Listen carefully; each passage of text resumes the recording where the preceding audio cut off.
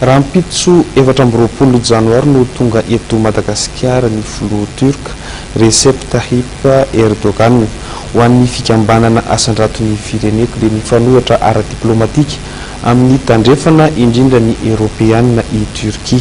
Manay ny mety tsy azahoana ny $10 miliara nampanantenain'ny mpamatsy vola mahazatra ny firenena ny asandraton'ny fireneko. Rapitso 20 janoary no tonga eto Madagasikara ny filoha turk Recep Tayyip Erdogan ho an'ny fikambanana asandraton'ny fireneko dia mifanohitra ara-diplomatika amin'ny tandrefana indrindra ny Europeanina i Turquie. Manay mety tsy ahazoana ny $10 miliara nampanantenan'ny mpamatsy vola ny asandratron'ny fireneko. Tany Frantsa ianao voaingana nanao fivorian'ny mpamatsy vola sy ny mpampiasa vola.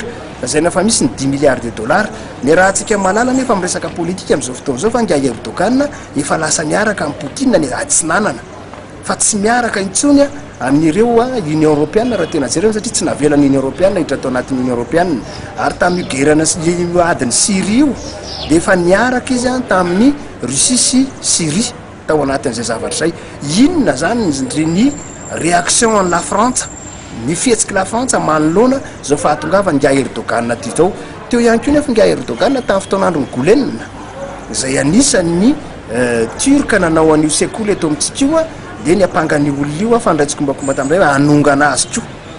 Nefa amin'izao io olona io tonga eto nanao démenti tamin'izany ny fitondram-panjakana mihitsy tsy mivaky lohan'izany ary tsy ndrarahany ny fangatahan'ny nga Erdogan amin'ny fisamborana nga Gulen teto amintsika sy fanakatonana an'ireo sekoly. Nefa mahagaga amin'izao fotoana izao dia niantsony nga Erdogan. Zavatra anisy zany hoe tsy azo an'ilay ariary tany amin'ny bailleur de fonds ve sy ireo le mpamatsy vola sy ireo le mpampiasa vola zany mety tsy azo vola ve dia tesitra dia nanafatra nga Erdogan. Arakaizany dia heveriny fikambanana asandratron'ny fireneko fa tokony hanao safidy mazava momba ny politika any ivelany ny mpitondra malagasy.